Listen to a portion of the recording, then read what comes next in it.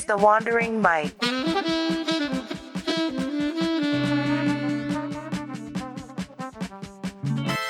Welcome, everyone, to the Wandering Mike. Today I'm here with Matthias. Hey, Matthias, how's it going? Hey Mike, I'm good and you? Good? Wonderful. It's beautiful, rainy weather outside again. Oh, Yeah, for me, beautiful and rainy, it should not be in the same sentence, but yeah, you have your own taste. I'm not judging you. no, today actually is not too bad because it's not too cold. I when it was cold the other days, then it was like when it was really like freezing and the wind was cold. But now, because we don't necessarily need to go outside, Yeah, true.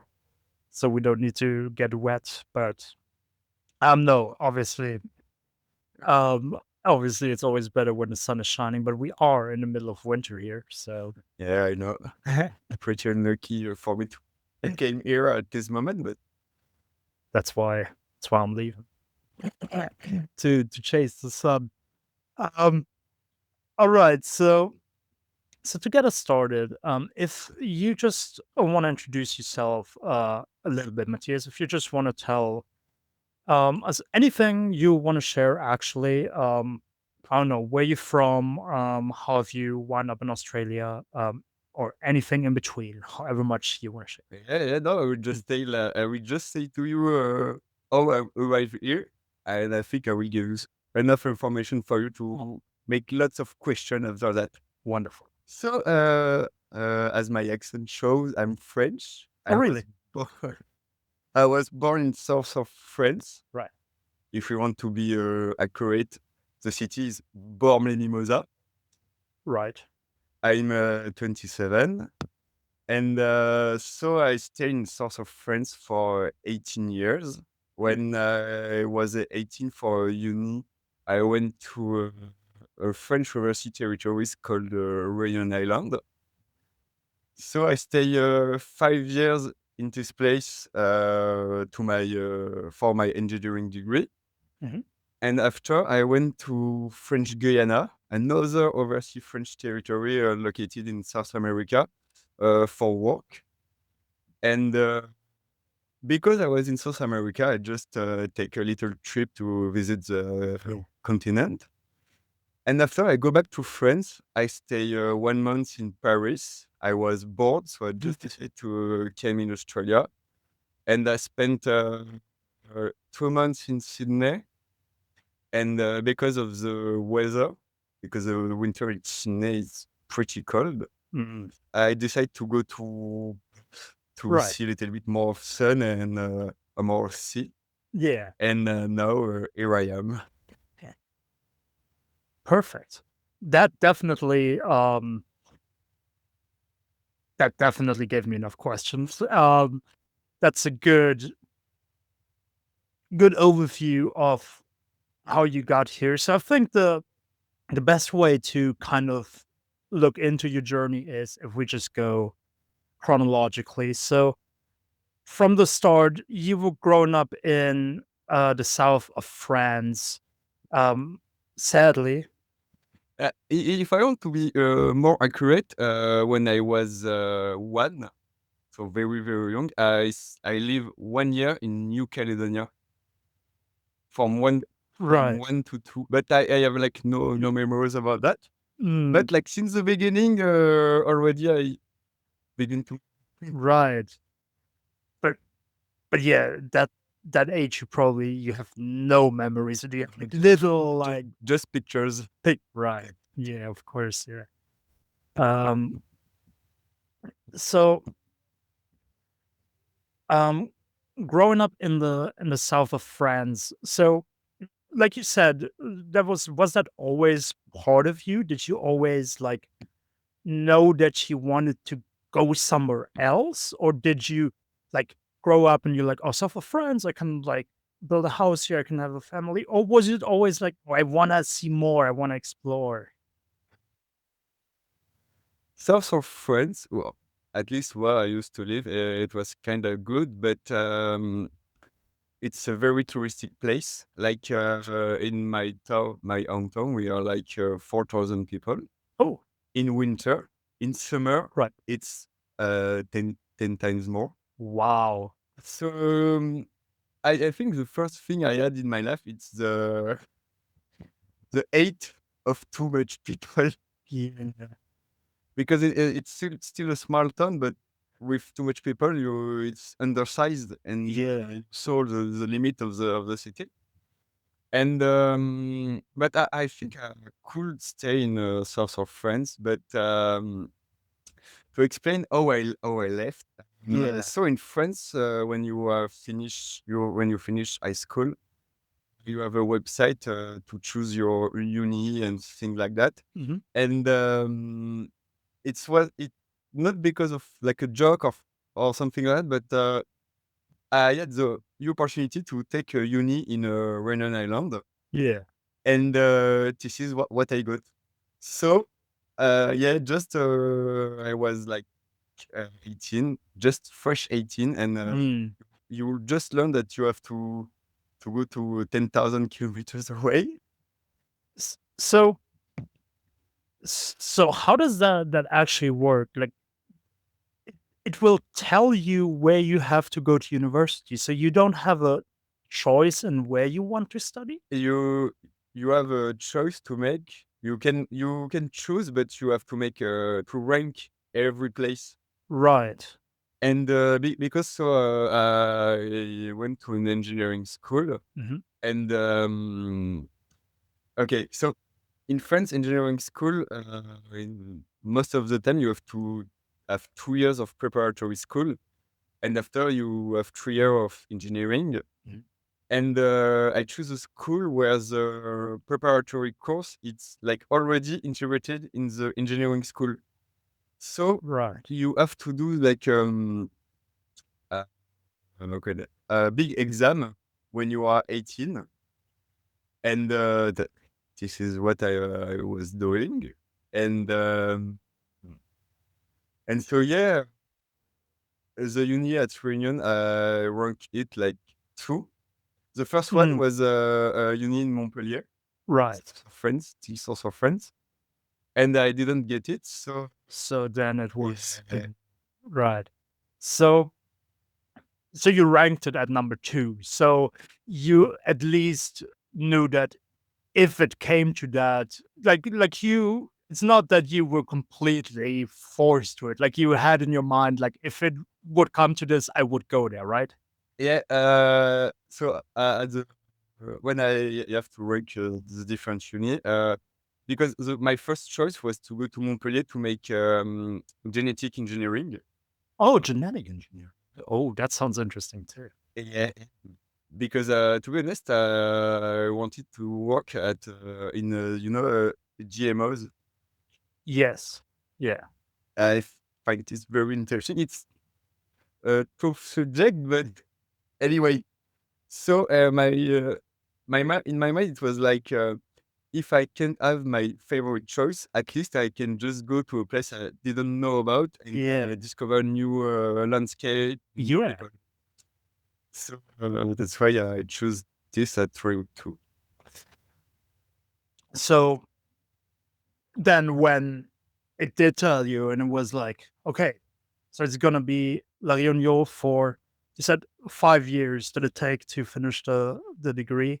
So you were fresh 18. So were you excited? Were you a bit scared? Was it weird? All your friends are still in the south of France. How was that moment? I think I was unconscious because I Mm. wasn't scared at all. Right. Like for me, it was just like, okay, now I'm 18. By the law, I can grow up alone. Yeah. So, but yeah, to be honest, when my mom learned that I have to leave, she cried. Of course she did. Of course she did. But, yeah, all of my friends told me that I was crazy, Mm. and no, I was just like, okay, it will be a new experience, place I didn't know about. I will see. Yeah. So um then you obviously you've been there and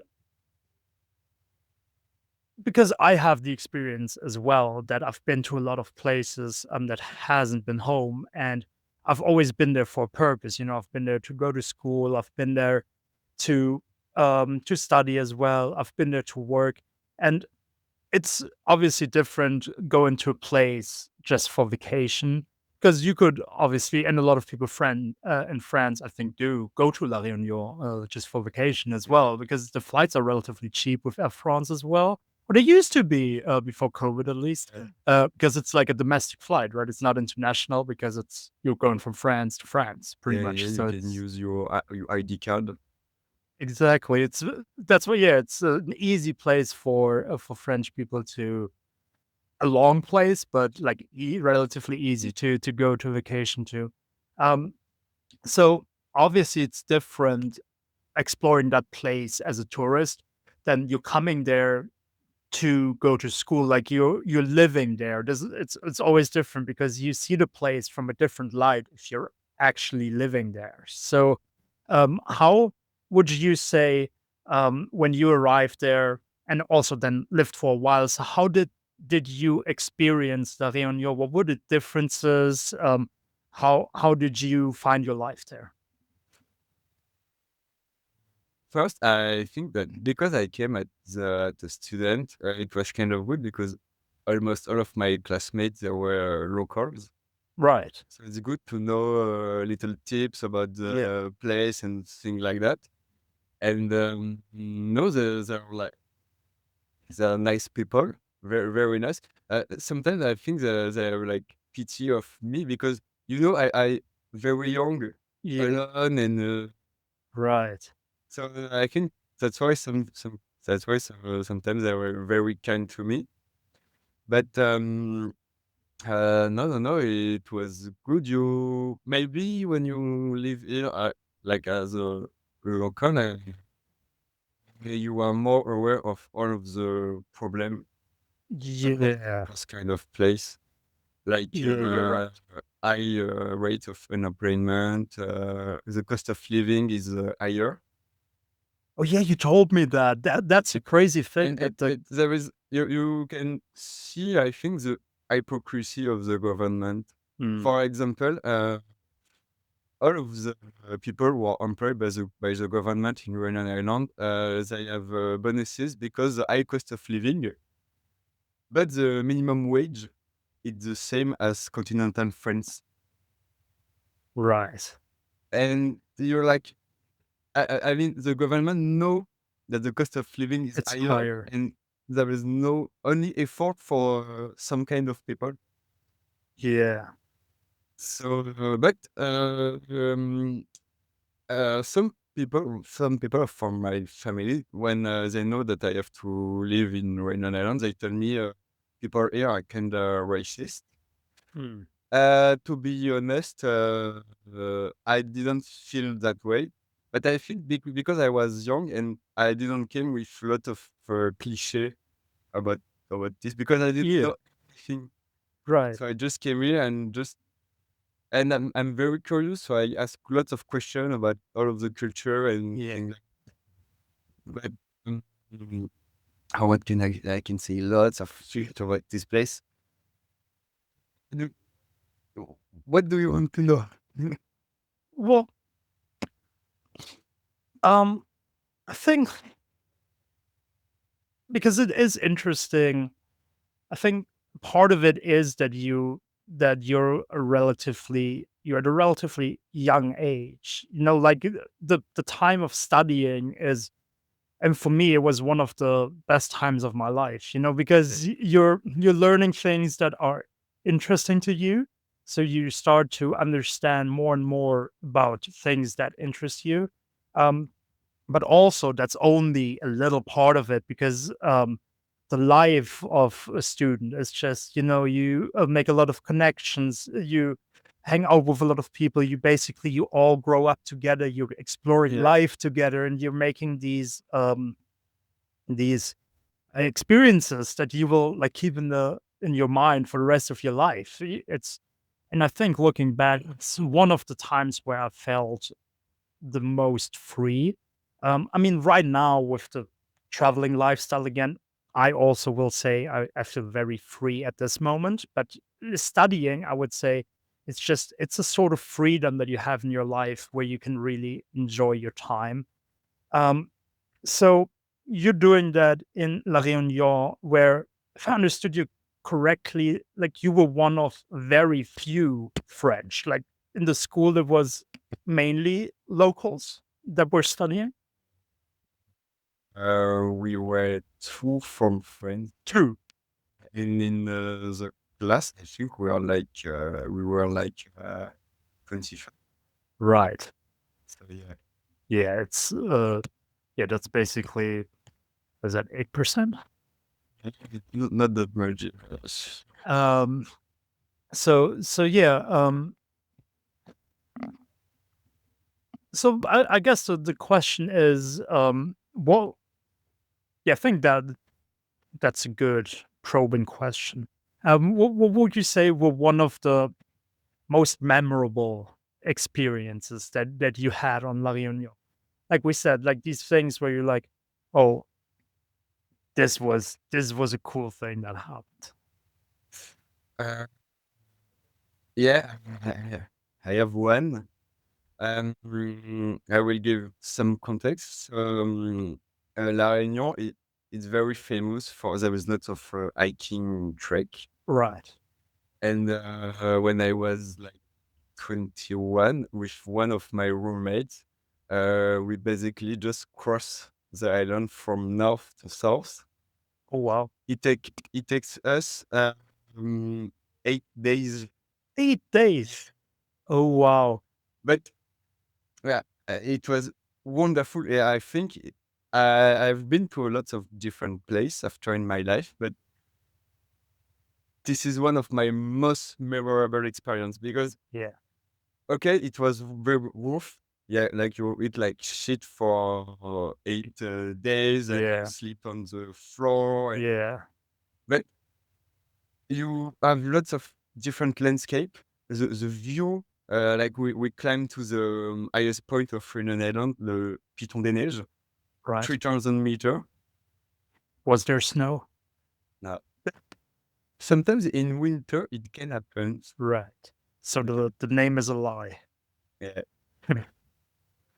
No, I love that trip. Eh, Yeah. And sometimes I want to remake it again, but I know it will not be the same. So I prefer Right. not doing it just to keep the good memories that I have. So, I mean, with all the things that you're telling me, where you're kind of like, yeah, we're just kind of doing these things, you know. Oh, I'm just going off to La Réunion. Oh, we're just gonna hike for 8 days. Was there like, is that is that how it really is to you? Like, you're just your friends like, oh, you want to hike for 8 days, and you're like, yes, or is it like, oh, shall we do it 8 days? Isn't it a long time? I don't know. Maybe you only do half of it. You're just like, no, Okay, so first, it takes 8 days, but we count for like 10 days at first. right. But we were quicker. Right, okay. So you were planning that it would take 10 days. Yeah, but no, I'm just like I'm very chill. I'm just Yeah, texting and I mean every experiences you can have can be good or bad, but at least at the end you will never dumber than you were before. exactly, You always learnings. exactly. I mean like for this trek it take us 8 days. It was good and everything, but if it was bad, so it was a good. It could be a good way to me to know my limit. Right, So yeah, yeah. And that was, um, I think was that one of the like, your first experience in nature, for a longer time, like a longer camping trip that you did? And afterwards, is that something that you have then kept in your life? Is that something you're still trying to like you said, obviously you're not gonna do the same trip, but like now you're in Australia, you've been to South America. have you always then looked for places to do hiking again, or so did you basically fell in love with it then? Yeah, yeah, I love hiking. It's okay. It's a kind of sport, but it's it feels so good. So you don't. Yes. I mean, for me, I don't feel all of the effort I make to do that. Mm, Because of the landscape you see, and yeah. No, I love it as well. For me, one of the times I did a longer hike, and it was completely different than what you described because I did it in New Zealand last year, and um, the thing about what I got to do was I was working in a hostel in Queenstown at the time, and the hostel I was working at was owned by the same company that owns a hiking company, which okay, does guided hikes on the Milford Track. So the Milford Track is one of the hiking tracks that a lot of people from all over the world come to New Zealand to hike, and it takes, I mean, it's basically 30, I think it's not 50 kilometers. I think it's 30 something miles, 50 kilometers and 50 plus 55, something like this. And um, so some people can obviously you could do it in 2 days if you really wanted to, but they do like this guided tour. It takes 5 days, so you have 4 stays on a hut on the track. So the track they have big huts where you can sleep, and you have like looking like a hostel pretty much, stuff like that. So it's not tough at all. You always feel the security, you have the guides there, you know that there will be a dinner, you know that there will be a lunch, all these sort of things. But even that already, I loved it so much to just for 5 days not be connected to, the internet, not be connected to whatever's going on, just being in nature and enjoying, just walking along, really hearing all the sounds, like, taking in all the nature. It's just it it does something to you as well because it feels so different. You're in there and all of a sudden your brain just works different as well. yeah, it's kind of ironic, but something I like when I do long hiking like this, it's when it's the night and you can see the sky with all of the stars Yeah. because there is no light pollution. Yes. It's always beautiful. Like you can never be it will always be good, and I love that. Yeah, that's one of the sad things as well that we do nowadays with, yeah, with our light pollution and with the Yeah, biggest cities. It used to be such a that's I think that's why people were in love with nature more as well, or why they were also like kind of like putting everything as like it could be a god, or it could be, because it was more magical, because every time the sun went down you actually see like the whole universe. So yeah. you can see the whole magic happening right in front of your eyes. And now you just look up and it's black or dark. I, oh, just little thing about the stars. I remember I was with one of my friends in France. We're looking at the stars, and we ask ourselves if in another galaxy, like another, there is like another living form, just looking at our sun, and like Right. you know the constellation, and we were like maybe our sun is like a star from a constellation for their like knowledge, you know? Probably. Yeah. Yeah. I think we smoke something before before talking about that, but yeah, sometimes I just remember like But which the thought is still valid. It's still a valid sort of thing to think about. Um, so yeah, trying to get back on track. No, but it's no, it's perfect. If we just go into whatever comes up. Um, so basically, It was always like from your side as well, like was it clear that after you finish your studies, like that's gonna be your time in La Réunion, like you're gonna go there to study and then afterwards you're gonna I mean, we know now because you already told us that you then went to French Guinea, but at the time, was it like a thing, "Okay, I'm going there and then I'm coming back," or not being there anymore? Or was it like, "I'm going there, maybe I'll stay there after as well?" Was that a thought ever that after your studies, maybe I just stay there then? No, no, no. For me, 5 years it was enough. Yes. And to be honest, like with the COVID, the like in 5 years, I saw the differences between when I arrived and when I left. And Mm. like, so with the COVID, lots of people from France came to La Réunion, and people with work in uh, field Mm. with high salary. So like, Right. um, I don't know if there is a word for this in English, but like, uh, uh, oh, the word in French is gentrification. Gentrification. It's the same word in French. Good. Yeah, it's yes, there was like a gentrification. Like I look, for example, where I used to live in La Réunion. I look for like the price for a room in an apartment, Yeah. double. Wow. And yeah, And the minimum wage, just because you mentioned in the beginning, wasn't adjusted either. Like no, with this happening, with all these people moving there, they still didn't adjust like the minimum wages. not. Before it was hard for locals to get a home, and now it's worse. Yeah. So that change also didn't really. You were like, I don't really want to now stay here.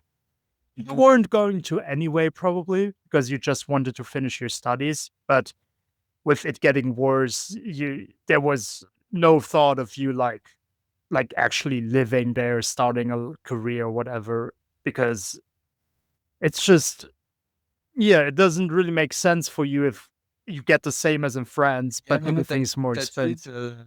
It became more French. Right, That's the problem. right.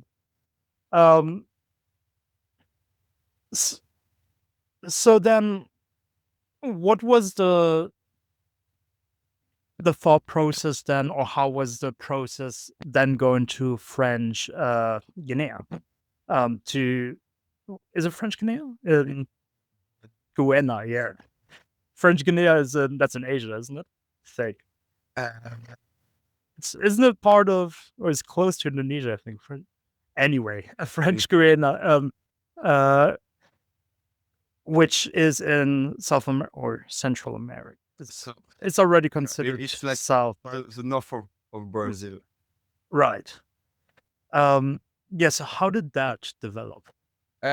So at the end of my study, I have to do like 6 months internship. Right. And to be honest, I applied to lots mm, of proposition, and I already applied for proposition in other country. Like I had an interview for a position in Panama, Right. and another one for a position in Singapore. Mm. But to be honest, they want me, but I refuse because of the money. Because at least in France, we have some law. So when you do an internship, you have a minimum wage. Yes. But like in Panama, it's zero. And in Singapore, it was not. It was very very low. Mm. And the cost of living in Singapore, at least So high. for housing, it's insane. So Yeah. so I was looking for an internship, and it was kind of funny because I applied for the position in French Guiana uh, at the end of January. I totally forgot about that, and at the middle of March, they called me, Oh wow. and I was like, "Oh, well, okay, okay, good to hear you." And so yeah, that's all I arrived. in French Guiana. So first it was just for 6 months, Right. but at the end, I like to work for this company, Mhm. and they liked me back, so they asked me to stay more, and that's how I began to work. Right. So I'm not 100% sure, but I feel like we talked about La Réunion, we talked about your time as a student being great and that you did a lot of hikes. Don't think, I mean, I know, but I don't think we've told the people yet what you actually studied. So, Oh, because then my next question is also going to be what was the internship and what did you actually start working? So, yeah, if you just let us know what you studied and then what was the internship. so the official I don't know, thing of my degree is engineering in building and renewable energy. Mhm. But to be honest, I studied lots of things, too much, Mm. because I'm curious. It was hard for me to make a choice. For one, yeah, Yeah, because we can talk about that a little bit. But I have done other internship before during right. my study, and it was always in different field. Like my Mhm. first one was in architecture office. Oh, I have to conceive house, but it was specific house. The house were made with like how do you call you know the big box you put on boat, you put all of the oh yeah, yeah, like a container. container, yeah. Oh, like a okay, like a container house. So I have to design a house with this. Oh, that's interesting. Yeah, it was pretty interesting.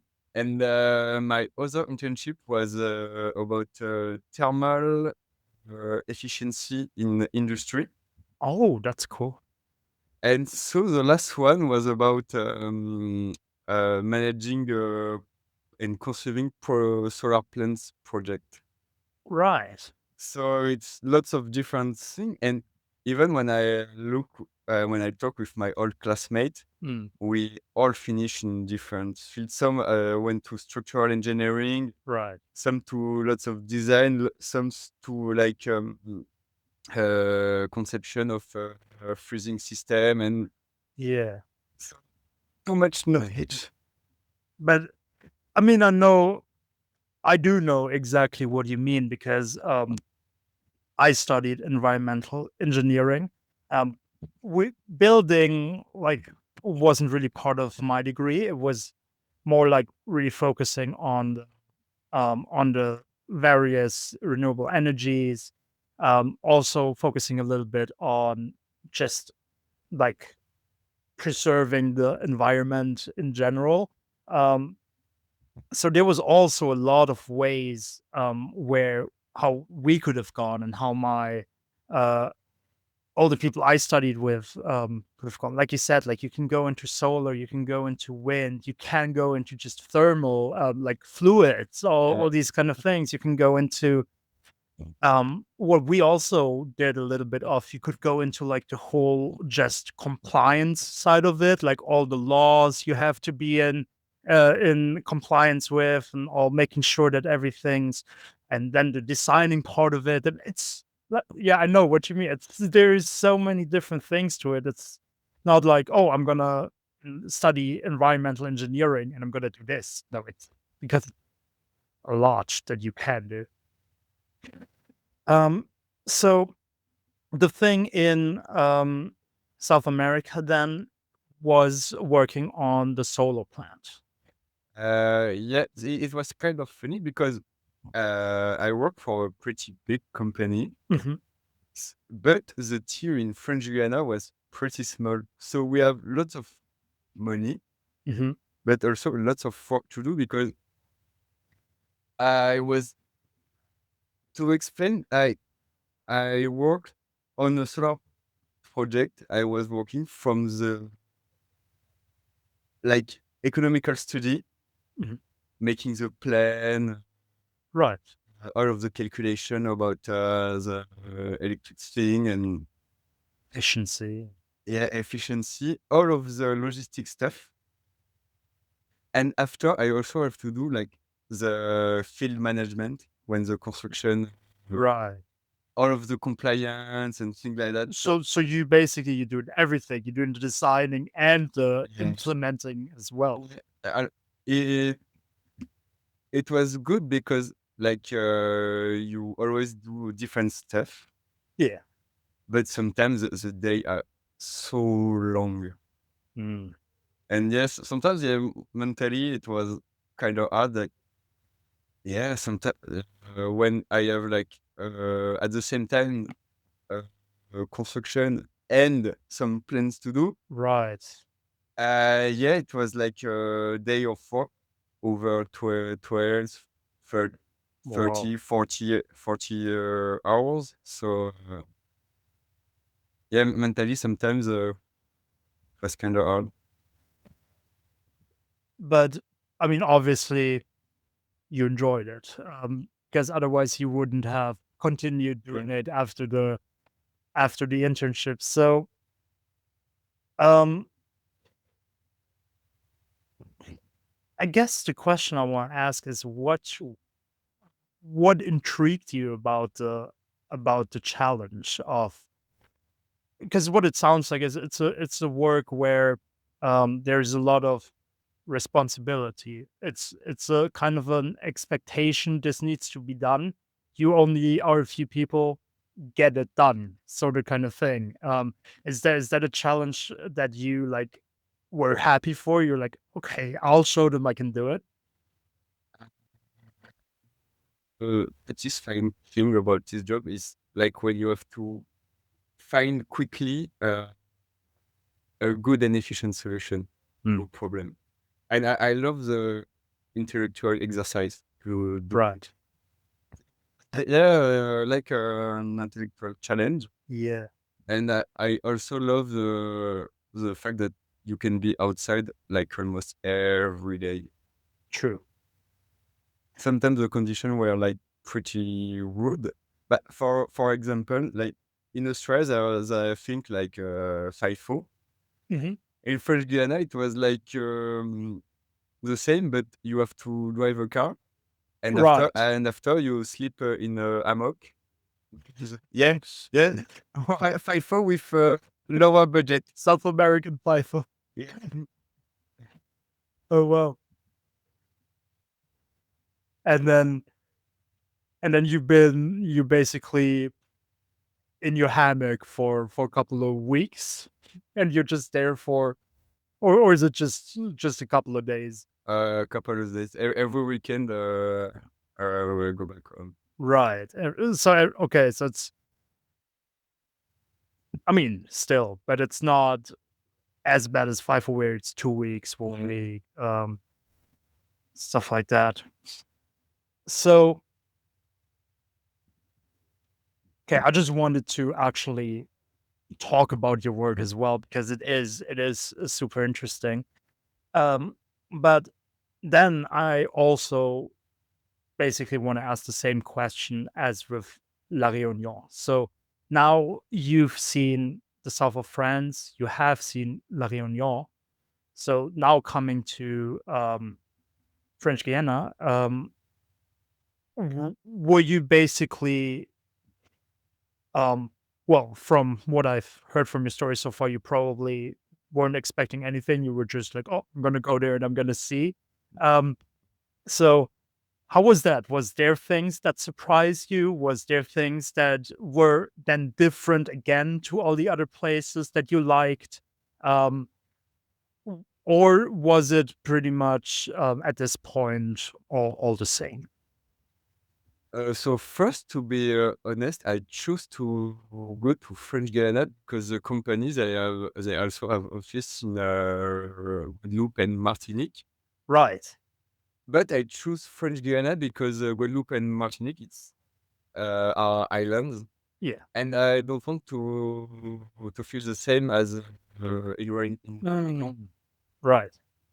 So that's why I choose French Guiana. And to be honest, all of my colleagues in French Guiana are locals, Hmm. and they were very surprised that I chose myself to go Really? because it has a kind of bad reputation Mm, be- because it's like it's a green L. I will call it like a green L because the weather is pretty rough, high, high humidity and temperature mm, all the year right. because it's near to the equator, and lots of criminality, lots of poor people, lots of people who take drugs, and Right. you have to be very careful. And the health system here is pretty bad. There is like 2 hospitals for 300,000 people officially. Right. I, Wow. I say officially because first fun fact. So France shares the longest border with Brazil, Al- Yeah, I've heard that one. Yeah, almost I've heard that 1,000 one. kilometers. Yeah. But there is lots of people who came into French Guiana illegally. Hmm. So some estimation gave the population of like 500,000 people. And the Actually, whole country has two hospitals. yeah, There's two hospitals in the whole country. yeah, Wow. yeah. It's yeah, basically French Guiana, just a green place with some cities, and that's it. But we have like the European Space Center in French Guiana. The European Space Center. Yeah, in the Oh, city of Kourou, I saw some rocket launch. oh wow. Pretty good. So they regularly launch rockets from that place. Yeah, right, maybe. I mean, not every week, but like it's still being used Yeah, pretty. yeah, yeah, yeah, yeah. It's still being used. Before COVID, my colleagues told me like every 2 weeks Really? Oh wow. there is like a rocket. Oh, Um, when I stayed like almost 3 years in French Guiana, I saw 6 rocket launch. But right. I came at the bad moment because there is like the switch between Ariane 5 and Ariane 6. Hmm. So there was lots of tests, and like Hmm. for almost 6 or 7 months, they didn't launch anything. Right. So French Guiana then sounds, I mean, to use the words that you said, like people were surprised. It's a it's a harsh place. So it's nothing like La Réunion, where like people go on vacation, but people now after COVID decided to move because it's better to live there. Um, is Does it feel in French Guiana, or I'm saying Guinea again, Guyana, French Guiana? Does it feel sort of like a forgotten place? Oh yeah, true, absolutely true. Yeah. Yeah, like Mr. Macron, president. Yes. Yeah, I think he has been elected in 2017, so it like 8 years since he's president. Hmm. Uh, uh, he stayed in French Guiana for less than 2 days. Right. In the 8 years that he, Yeah, it's like forgotten place. Yeah, and even if they have like the space center, yeah, because that sounds fancy at least. yeah, yeah, it's fancy, but yeah, yeah. To be honest, they just gave money for the space center, Right. and there is the same problem as La Réunion with the high cost of living and things. Oh, so also because I would have thought that the cost of living is probably lower, but also you probably don't earn that much. But even though it is such a forgotten place, cost of living still is still high. Yeah, because it's part of France, so Right. most of the product are French. Because Oh, you can buy a product in Brazil or in other South America yeah. country, but because they didn't follow the European standard, you Ah, can't. what? Oh wow. And it's even worse because sometimes, like I mean, in France, you can find some food from Brazil or things like that, but the food from Brazil makes the trip from Brazil to France and France to French Guiana. Oh wait. Wow. There was a small agriculture, but how can I? The agriculture field in French Guiana, it's kind of dominated by one particular ethnicities. Mm. Uh, I don't know if people know about that, but it's called the Hmong, Mm. and it's people that originally came from Asia. Right. They collaborate with the French colonial state during Indochine. In the like France used to have a colony in Asia. Right. The Hmong collaborate with the French state, and when those countries get independence, to save those people, France sends them to French Guiana, and Mm. they gave field to them, and Right. so they have like they control the agriculture, so the price are not very lower because Because they can control. yeah. Right. So something from what you just said, because in my head I was like, okay, so you were basically working in South America, which I mean, you were location wise, but from how you've just said it, it again was more French than it was South America. So I guess the next question is, because you mentioned that you during your time also went on vacations and you traveled some countries in South America. So maybe if you want to share, well, let us know, because I'm I'm so curious about South America in general, because and I think the people know that listen to the podcast that my plan actually was to go to South America. So after Portugal, I quit my job and I wanted to go to South America. The reason I went to New Zealand and now Australia is because it's easier to save up money, because Yeah. you have the working holiday visas and you can save up the money here. And then afterwards, I'm going to go to South America and travel.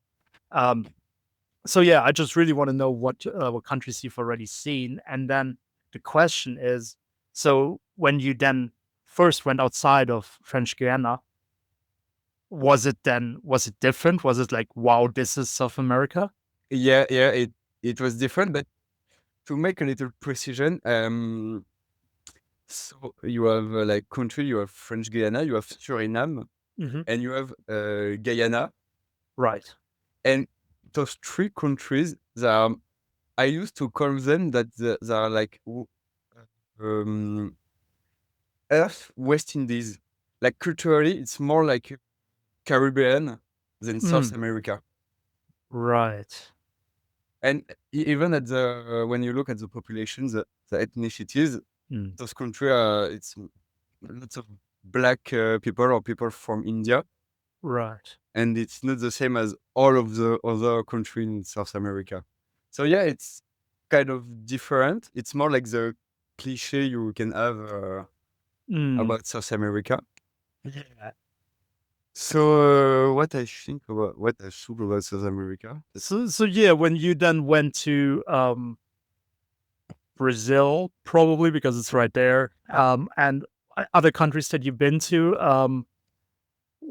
how did you um how did you experience the Latin culture, the South American culture? Did you speak any when you were over there any Spanish at all? Or did you not need it? How was that part of it?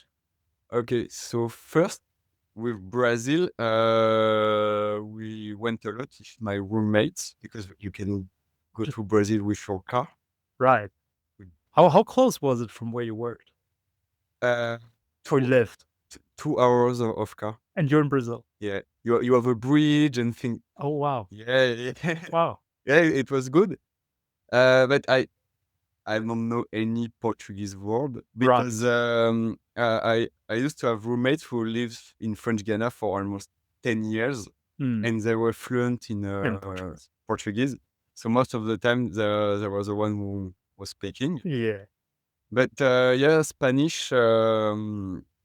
I studied it a little bit at school, Mm, and it's useful because South American countries are bad in English, to be honest. yeah. But they are nice because they are very curious. They try to speak with you, and when they saw that you don't really speak Spanish well, they will speak slower Yes. so you can understand them better. And they are very helpful. Like when I was in Colombia or Panama, like the Uber drivers, they try to talk a lot. Yeah. And you can have conversation with them even if you are not good at Spanish. Right. So, um, so you basically at all times you felt like you were understood. You never had a moment where you were like, "Oh, I'm in the middle of nowhere. I'm lost. I can't like no one is understanding what I need." That never occurred. People were always helpful. They try to always even if they don't understand your words, you do like with your hands and your feet. Yeah, they're lovely people. I mean, I met a lot of Brazilians in Portugal, obviously, because in Lisbon there's a lot of Brazilians that live there as well now, and especially in New Zealand and Australia. Well, more so in New Zealand, but now in Australia as well. You meet a lot of South Americans because they also go there for the working holiday visa. So I've met a lot of good friends from Argentina, good friends from Chile, Peru. Um, I met a girl from Colombia, Mexico, all over actually. So that's why I mean, I knew I was gonna go to South America before New Zealand, but afterwards I'm like, I'm just gonna have more countries that I need to go to. Um, I guess my question is, and I had to question myself, if someone asks me, I still want to ask you, uh, what was the your favorite place that you visited? Was there one where you said, "Oh, that was just a magical country"? Oh, oh, I think it was in Colombia. It was not continental Colombia. It was San Andres Island, Oh, and it's beautiful. Caribbean island, wonderful. But to be honest, I feel bad. I feel bad to love that place because I think other Caribbean island looks like San Andres. So it's not mhm, pretty. It's unique in my mind, but right. no, no, no. Maybe I think uh, yes, I remember Cocoa Valley. It's in Colombia. Mhm. It's pretty famous because they have like very big and long palm tree, Oh, okay. and you can. I think it's 15 kilometers walk inside of the all of the palm tree, and at the you have to climb a little hill, and at the top there is a little abuela that gave you coffee, and yeah, yeah, beautiful Nice. What was the name of the place again? Cocoa Valley. Coquag. Yeah, Colombia is definitely on my list as well. Have you been to? Because a lot of people have told me that I need to see Medellin. Okay.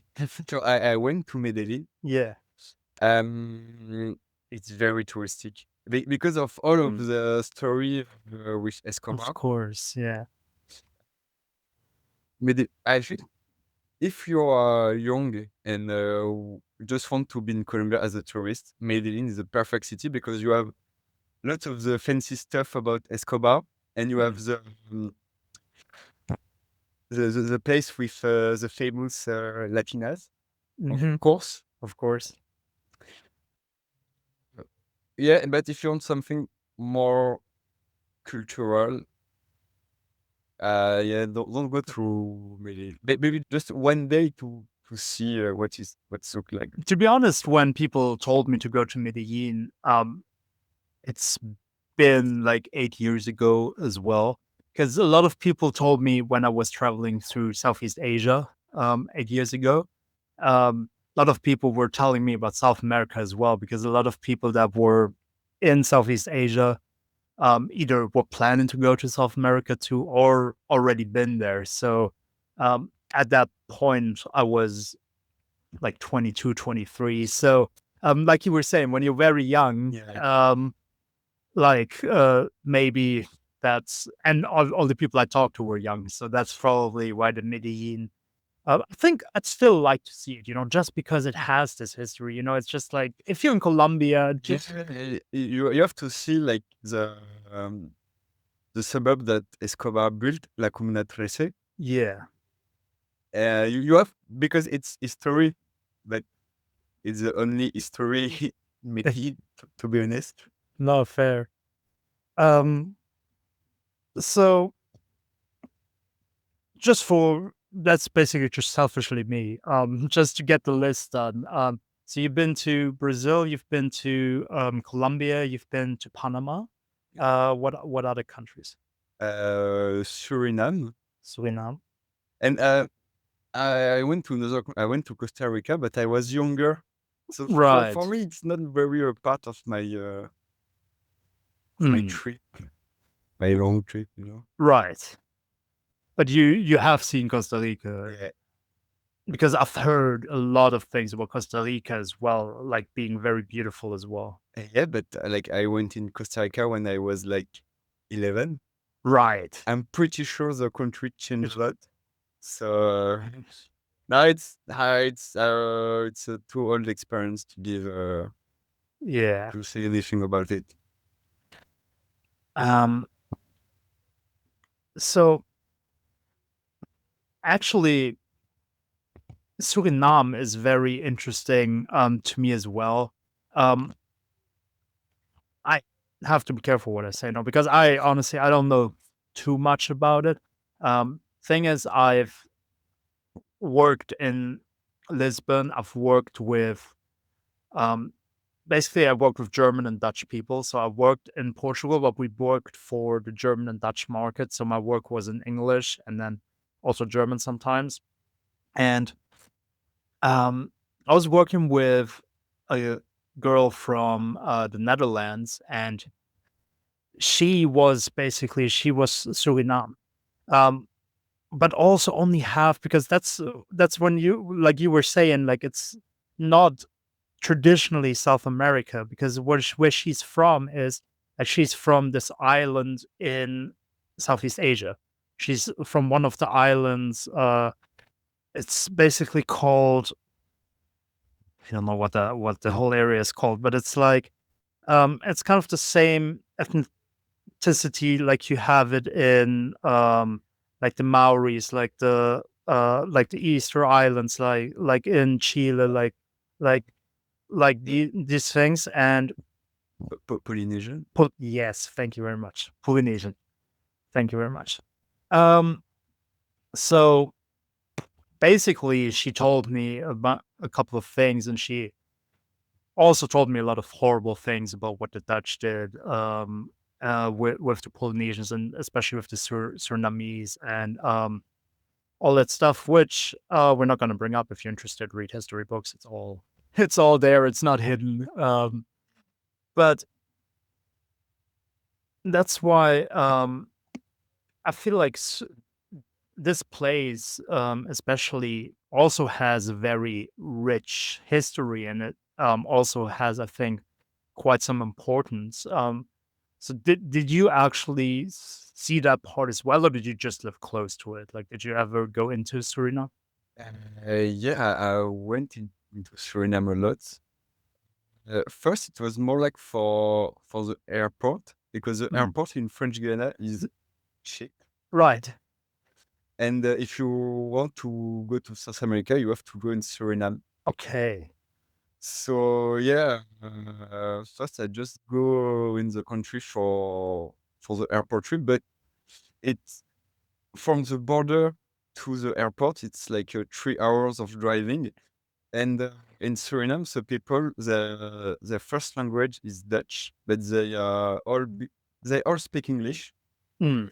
So with 3 hours, you talk to the taxi driver. Yeah. So I ask lots of questions. I love to ask questions about the political situation of the country. Like every Mm. time when I can speak to someone, just to to have a little feeling about how they feel about their home and things like that. Yeah. And so he was pretty honest about all the corruption and kind of dictatorship. Mm. Like for example, the actual prime minister of Suriname can go to Europe or in France because if he do that, he will be arrested for drug trafficking. Oh, wow. Yeah, yeah, Suriname during a long time, it was lots of lots of the cocaine consumed in Europe came from Suriname. Right. So yeah, um, and it now it's even worse because they discover like natural resources, All right. and like every time it's only the one top percent who get all the money from uh, Suriname. The people are nice, but the country is sad country. Yeah. When you talk with people, they told you the story, and you just like it's kind of cliche, but as a European, and like you really feel the difference, Mm. and sometimes I think it can be good to be aware of how lucky we are about our situation. Definitely. And yeah, in Suriname, I spent 7 days in Suriname. I stayed in the capital city, Paramaribo. Mhm. And it was funny because the architecture is total randomness. You can have like a colonial Dutch building next Mm. to a crushed house, Right. next to a modern building, and it's just randomness. Wow. And Because no one cares to restore order? Why is it random? No one really, they don't care? yeah, I think the people who the president and things like that, they just want to be rich, and Yeah. that's it. They just care about money. S So I actually didn't know, that the language there is actually Dutch still as well. I didn't know that. I mean, I know that all the Surinamese in the Netherlands obviously speak Dutch. Um, I mean, I should have known that because I think she showed me a song where it kinda went like, "Oh, they all took us there and they made us speak the foreign tongue," and stuff like that, and no, it's actually, yeah, it's pretty horrible. What we, um, what all the Europeans did. But like you said, it's also, the other side of it is just to be grateful and be thankful. Um, so with that, and also seeing how we have already elapsed on time. Um, on that note, I always like to do a little bit of an outlook into the future. So we can also be very grateful to be here in Australia, to have that opportunity to be here in Australia. And um, so what is the plans now in Australia? What's the next destinations? I don't know. Do you have places you want to see? Do you have things you want to experience? What's the plans? Okay, so like right now we are in Perth. I will stay here for I think 3 months. Mhm. After I want to buy a van and to go and to do the West Coast in van. Nice. Go up to West Coast. Yeah, go to Darwin. Yes. Stay in Darwin for 3 months. Mhm. Go to Asia for 2 months because I never been to Asia. Right. Go back to Darwin, take the van again, go to Cairns, stay in Cairns for same 3 months. Go to some Pacific island like Fiji or Vanuatu. It's Mm. very small country, no one's goes there, so I want to discover those place. Right. And after, I think I will go back to Perth, trying to find something related to my degree, trying to have like a sponsorship or thing like that. Stay 2 or 3 years, and after, I think I will go to Singapore. Wow. Same, trying to find a job in my field and staying like 3 years. And after, I think I will go to South America. I think I will go to Panama if I can. This you've been to Panama before, right? So you've liked it there. You liked Panama? Yeah, because it's like the European standard with Latin way of life. Oh, I didn't know that Panama was that. So it's quite a wealthy country, is it? It's like a country from Central Europe. Wow. Like in the cities, they have lots of big building. It's clean. Right. You have like lots of place you can take water. Lots of public toilets. You have metro. The public transport is good, Nice. and the price for to buy an apartment is it's not very high. Like I saw an apartment. Um, it was like 160,000 dollars, American dollars. Right. It's not No, that no, it's expensive. not. It's really not. So yeah, no, Panama. Uh, I like this country, but I think you don't have to go in Panama for tourism because it's expensive. Mm. Because it's a good way of living, it's Right. expensive. You also, if you anyway, if you want to go to Panama, you can do the canal. Mm. There is a big lake on the canal, and you can take a little boat on this lake, and you have the big, very big boat just next to you. It's Mm. impressive. Right. And the old city of Panama, it's pretty good. I loved it, and it's kind of like a different shade between like the old city and all of the modern place with the high building and skyscraper. Yes, skyscrapers. Nice.